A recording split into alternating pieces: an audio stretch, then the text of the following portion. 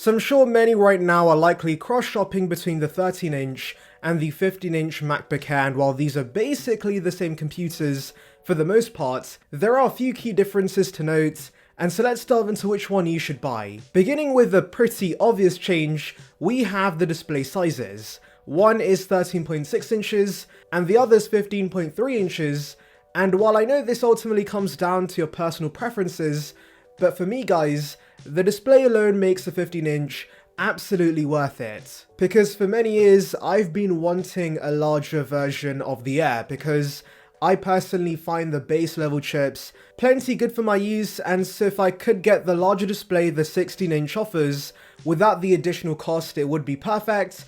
And finally, we have exactly that. And as someone who's now tried both sizes, the 15.3-inch panel on this new machine makes a massive difference, and particularly for editing, I've appreciated having much more real estate. Not only that, but of course, the content consumption experience, as one does expect, is better with a larger display, and because it feels so much more spacious, multitasking and split screening on this is an absolute treat. And by the way, would like to remind you guys, like this video and subscribe for more content like this, it would be appreciated.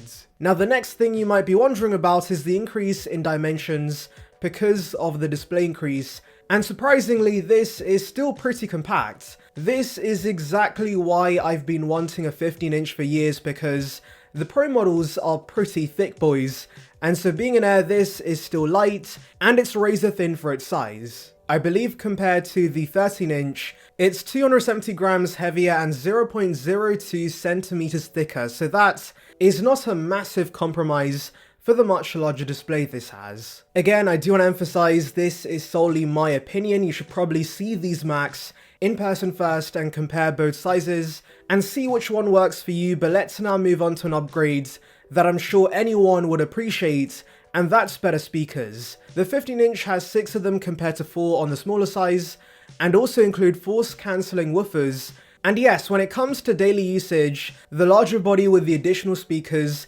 definitely makes a big difference, and it's a treat to kick back and watch movies on this, especially alongside the larger display. This definitely is going to be a big selling point for the 15-inch, since I'm sure many people using entry-level MacBooks are mainly using them to consume content, and so yeah, for that purpose, the 15-inch is definitely superior. However, I do want to mention display specs wise, both are identical. So yes, it's LCD, it's 60Hz, they both have P3 support and True Tone with 500 nits of brightness, so that is to say they're not special display wise, but they are very solid. Now one would expect battery life to be better on the 15-inch, since that's the case usually with a lot of Apple's larger size options. For example, the 16-inch offers better endurance than the 14-inch, and also with iPhones, the 14 Pro Max and the 14 Plus have better endurance than the Pro and the regular 14. And so I was quite surprised the battery life here on the 15-inch is exactly the same as the smaller size.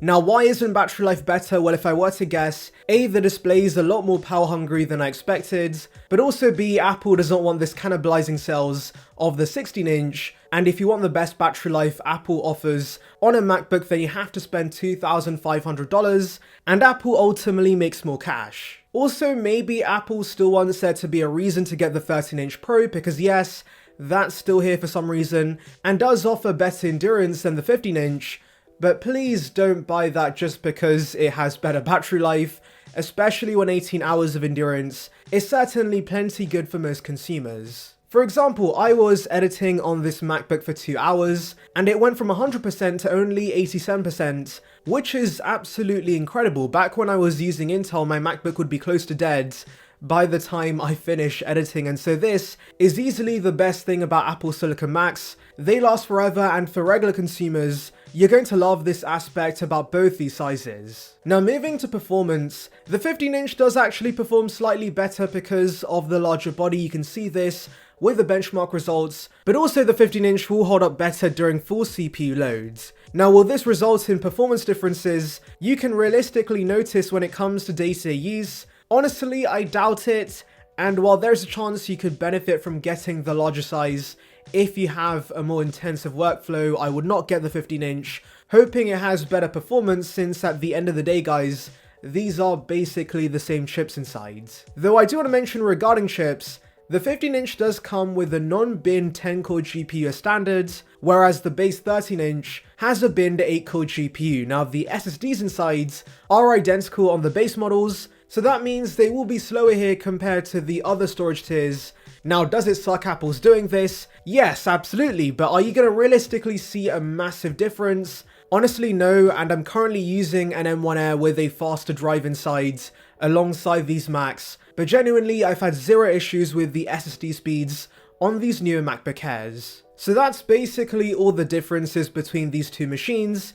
One small difference is the larger trackpads, but yeah, that's about it, guys. And so now we come to the crucial aspect, which is pricing. You see, the weird thing about these Macs is that while these are essentially the same models in two different sizes, Apple did release them a year apart. And so if you're strictly buying this on Apple's site, then yes, the 15-inch is the one to go for in my opinion. Spending the additional $200 for the larger display and speakers is absolutely worth it. And also consider the fact that by the time you get the 10-core GPU on the 13-inch, there's actually now only a $100 difference. And so yes, buying from Apple, I would go for the 15-inch. However, because the 13-inch is a year old, it has significantly dropped in price. Not only did Apple give it a price cut, but you can find it on the refurbished site for $929, and so that makes the jump to the 15-inch a little harder to justify. And because there are many configurations on the refurb site, I actually found a 13-inch with 16 gigs of RAM and 512 gigs of storage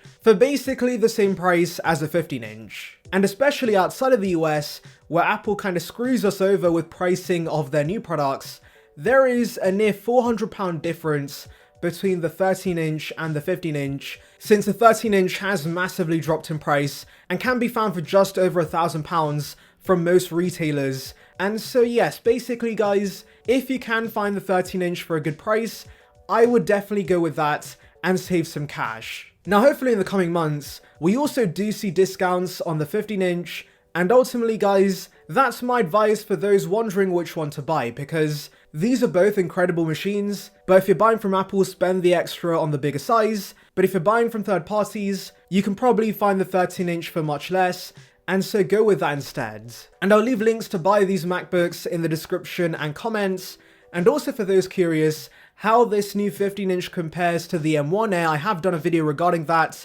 That's going to be in the icon above. Also, one final thing guys, if you're in education, definitely take advantage of Apple's back to school deal that has begun in the US and should roll out to other countries pretty soon. But anyways, you get a free gift card with a purchase of a MacBook Air, so that's definitely worth it. Anyways, let me know your thoughts in the comments, make sure to like and subscribe for more content like this, and thank you for watching.